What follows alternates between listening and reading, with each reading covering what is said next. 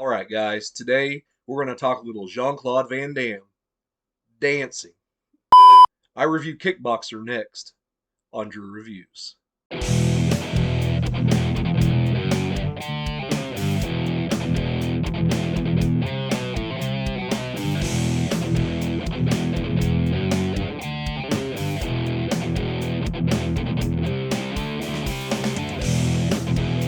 Welcome back to the show, guys. Today we're going to talk a little Jean-Claude Van Damme in Kickboxer. I just picked this up at Walmart. This was a Walmart Steelbook exclusive, and check that out. That is just gorgeous. Him training there in the temple ruins, one of my favorite shots in the entire movie. I got this thing for 15 bucks on clearance. Saw it and I'm like, yeah, I can't pass that up because Kickboxer is one of my favorite Jean-Claude movies. I'm going to do a top 10 probably early next year on Van Damme movies. This is going to rate pretty high because while I do enjoy it, to me it's a notch below Bloodsport, which is one of his best. But this is him on the ascent, and we're going to get into the plot right now. You've got Jean-Claude playing Kurt Sloan. He is his brother Eric's corner man, and Eric has a fight over in Thailand. He's like the lightweight kickboxing champion of the world. And the funny thing was that actor was actually like the cruiserweight kickboxing champion or something like that. They go over to Thailand, and Kurt, played by Van Damme, sees his opponent Tong Po, who's the villain in this movie, kicking this pillar and the plaster just falling down from the ceiling. He gets intimidated, tells his brother Eric, hey, don't fight this guy, he's crazy. Eric doesn't listen to him, of course, gets paralyzed, and at that point it becomes a revenge flick for his brother. He finds this guy named Jackson there at the fight, the only American he knows. I love the character of Jackson, we'll talk more about that later. But Jackson takes him to Zayan, who ends up training him, and I love that character as well. The rest of the movie is him training, and of course the bad guy, Freddie Lee, who's Tong Po's handler, trying to manipulate them and getting him to throw the fight. And it's just a classic tale of revenge. This movie, I think, was one of the last big Cannon movies. This came out in 1989, and Cannon was in pretty dire straits at that point. But you kind of forget the hits that Cannon had, like this and Bloodsport and Death Wish 3. Just how big that company was. They got a little too big for their britches, and that's why they went under. But I like the vibe that they put in this movie. It does feel kind of down and dirty. Everything's shot in Thailand, actually Thailand and Hong Kong. And he's out in the sticks training with Zayan. I love all those shots. And speaking of shots, I showed it earlier. Yeah, that one right there. There's about 15 seconds of that in the movie where he's in the temple ruins. And I don't know if they put a filter over the camera or what they did, but that was gorgeous. A lot of really cool shots in this movie. I enjoy the music as well. Stan Bush, man. Stan Bush was the go-to guy in the 80s for movies like this. Me and Kenny over at Macho Movie Madness, we love Transformers the movie. You've got the touch. Love that. There's just something classic, this feeling that comes over you when you hear Stan Bush.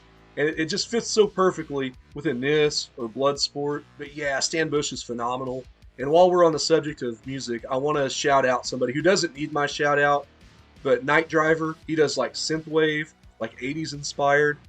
He did this track called Advanced Training. And it takes the Kickboxer theme and puts it to synthwave and some drums. And I think it's got 2.3 million views on YouTube, which is bigger than I'll ever get. So like I said, he doesn't need my shout out. But if you're a fan of this movie, do yourself a favor and check that track out. You'll love it. Speaking of things I love, the training in this movie is really good, where he's got Van Damme. Of course, he's making him do the splits. Van Damme has to do the splits in every movie. I think it's in his contract, just like showing his butt. But the training scene I want to talk about is the bar scene. We know the one where he's dancing and doing the splits for no good reason. Zayan takes him into town to kind of show him off to Freddie Lee. And he gets him drunk and takes these two girls and then tells the guys, as we find out later, that he told them his mother had sex with mules to get them to fight him. And Van Damme takes these guys out like chumps, like they're nothing. Just so fast with everything he does, even though he's inebriated. I love that scene. That's one of my favorite scenes in the movie. But with that scene also comes the dancing. And that's wild. I'm glad that Conan O'Brien had Van Damme on his show at one point and got him to reenact that scene many, many years later. It's good that this movie's got a legacy, I guess, at least, even though it's on the comedic side. But speaking of the fights are very well choreographed, and they're directed and choreographed by Jean-Claude Van Damme himself, who really knows how to frame an action scene. The only other kickboxing movie I've actually seen is Blood Fist with Don the Dragon Wilson, which I would recommend if you're in the mood for like a cheesy, I think it came out in 89 or 90, but it's still kind of a cheesy 80s film. And the fights weren't choreographed by Van Damme there, and you can tell they're kind of missing on some of their shots, and they're not quite as tight. This was shot perfectly. You have to commend Van Damme for that. I think he did a tremendous job on all the fighting, whether it's in the streets or there at the end where he's fighting with his hands in glass with Tong Po. Some really good stuff. But with the pros always comes the con, and there were more pros than cons, but the acting to me in this movie was just okay. Van Damme does show quite a little bit of range. There's the scene where after his brother Eric's paralyzed, he kind of breaks down in the hospital and cries. You could see that as good or bad, but it does show a little bit of vulnerability to his character, which is always a reason why I'll choose Van Damme over Steven Seagal, even though I like some of Seagal's movies. Van Damme is a little more vulnerable. The character of Jackson, I really love in this movie. He's over the top, and I can see a lot of people not liking him because he plays ugly American in Thailand. But, I enjoyed that character. Zayn, to me, is the best character in this movie, playing the Muay Thai teacher. He is so good in this. And, he sends Van Damme into the town to get groceries, and, of course, he meets his love interest there. And comes back just because he can't make a decision on an empty stomach. That was great. I just love how stoic that character is, but there's a little bit of comedy to him as well. But everybody else in this movie is just kind of okay, or maybe a little less than. So that's kind of a negative to me on the greater side of things.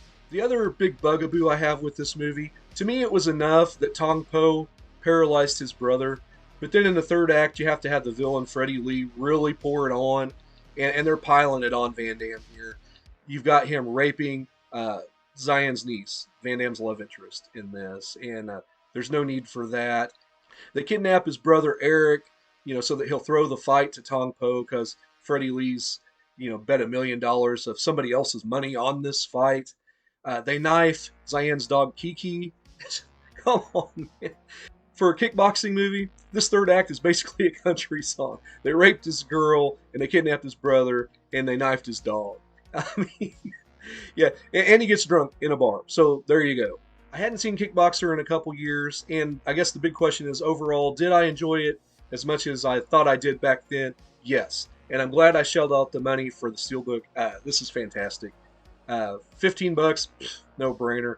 This movie, to me, is right on the cusp of top 5 Jean-Claude Van Damme. I can understand if some people have it higher, but to me, this is right there, 5, 6. Like I said, I'm going to do a Van Damme top 10 at some point coming in 2025, so be on the lookout for that. Overall, the rating for this movie, I'm going to go 7.5 out of 10. I think that's fair. I gave Bloodsport an 8 out of 10. This, to me, is just a little bit below it, but I do like the heart in this movie. I just think they're getting a little too mustache-twirling villain there toward the end, and that it doesn't ruin the movie for me, but I was like, oh, come on, guys, when I was watching it this morning. I'd forgot all those subplots, maybe for a reason. But I definitely recommend seeing Kickboxer if you haven't seen it in a while. Haven't seen any of the sequels. Maybe I need to get into those. I don't know. Let me know down in the comments. This is all over the free streaming site, so check it out if you haven't seen it in a while. And I'd put out a poll a few weeks ago with some older action movies on it, and you guys want to see Clint Eastwood in Magnum Force, which to me might be the best Dirty Harry movie. Probably going to talk about that down the road, so be on the lookout for those. As always, guys, be sure to like, subscribe, do all that stuff. I appreciate all my viewers. Thank you for watching this thing. And as always, I'm Andrew, and I'll see you down the line on the next Drew Reviews.